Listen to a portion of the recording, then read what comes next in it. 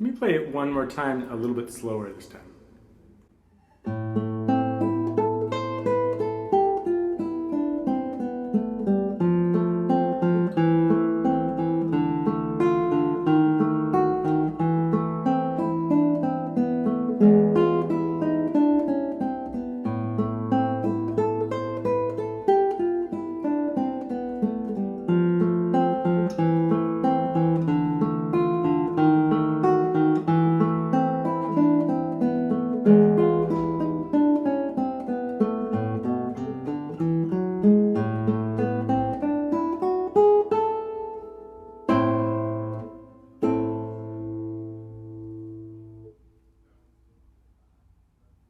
So let's have a little lesson on this piece.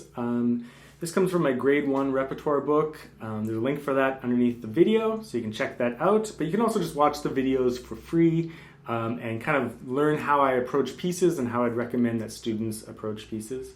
This particular piece is a little bit harder than grade 1, but I thought it was really important to include at least one piece in the book that covered some upper position playing and kind of got you around the guitar a little bit more. So, as I said, this is mainly a study for upper position playing now and how to shift from one place to the next. So let's work on that first. I'm not going to dive as much into the rest of the piece. We're going to talk about that quite a bit.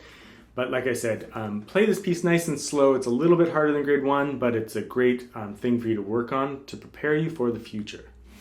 So first thing, let's just play those upper position notes in the piece, right? So my book has a couple pages of lessons followed by the piece. So on this page, we're going to learn those upper notes in this piece, which is A, B, C, B, A, G, F, E. So first string, second string with the fourth finger, which is the G, second string with the second finger. Position playing is really important. This is 5th position. So when we're in 5th position, the first finger is approximately at the 5th fret, and then we're kind of have one finger per fret. So your ability to get into 5th position calmly will be very important. So practice those notes first. Having your fingers hover over those frets, nice and organized. And then we'll work on the shift. So the shift is going to occur on an open string, which is the best kind of shift because as the open string rings, you can move your hand up the guitar. So we're in 1st position. Then on the open string, you shift,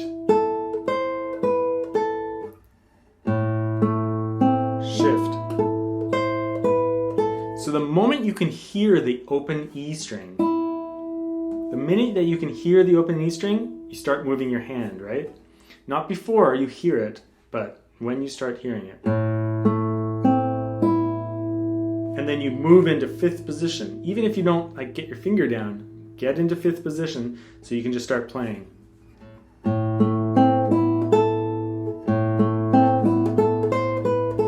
You may wish to practice just up to the high A.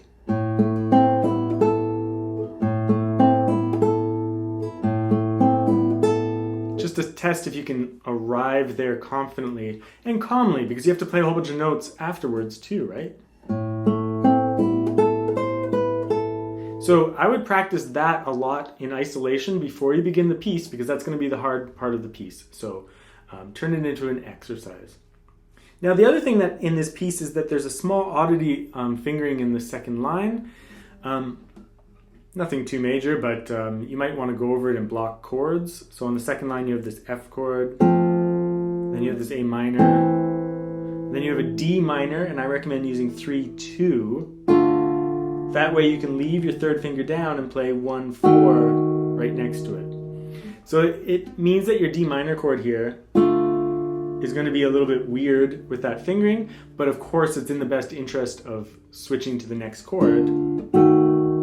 So you can leave a finger down and get the chord smoothly. So once you practice that as block chords, then play the actual piece.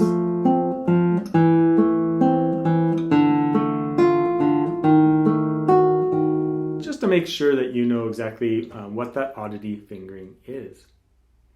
Then the final thing is that this piece, there's not much barring or barre in grade 1 either. So there's not much upper position playing in barre in grade 1, and there's not much barre in grade 1.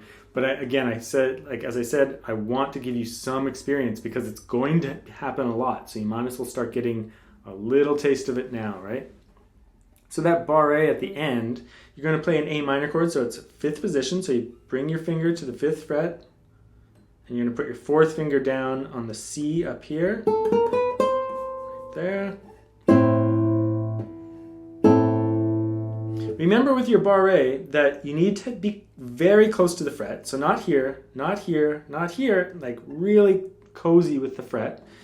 And also, you can't be like this. You can't have like a curved finger because then some of these strings aren't close to the fret. Your finger has to be straight and close to the fret so that all the notes can ring out nice and clearly. Remember not to like vice grip like this, right? Instead, use some of the weight of your arm to just kind of like put your finger there. I mean, I can play barre without my thumb on the guitar. It might be worth you just trying that out, like not using your thumb for a second, even though we will use it, but don't use it for a second just so you learn, oh yeah, I don't need to like vice grip between my thumb and my fingers. So, a good barre, though, is much more reliant on accuracy than it is on pressure, so don't try to squeeze hard. Just try to be more accurate on all the strings. Now, if you find this piece difficult, that's okay. Just take it really slow.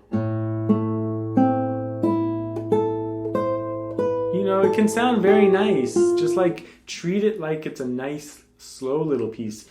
If you do get it up to speed later, great, but if you don't, that's okay. I just want to give you some experience playing up here with open string shifts and with barre at the end of the piece. I think that will help you because in grade 2 doesn't have that much either, but it has a little bit of barre maybe. And then grade 3, you suddenly have a whole bunch of barre and a whole bunch of upper position stuff. And sometimes people just really hit a wall when they arrive at grade 3 or grade 4. Not that there's grades in music, but nevertheless, when they reach that level, that difficulty of repertoire. And so getting some experience with that now, I think, is really important. And of course, if you are having lots of trouble with these things, check out the website for my dedicated lessons on barre and shifts and things like that. You can even check out my technique book if you want. So I hope you've enjoyed all those grade 1 lessons. And if you have any questions, you can leave a question in the bottom of the YouTube video, and I will get around to it eventually, answering it. Thanks so much.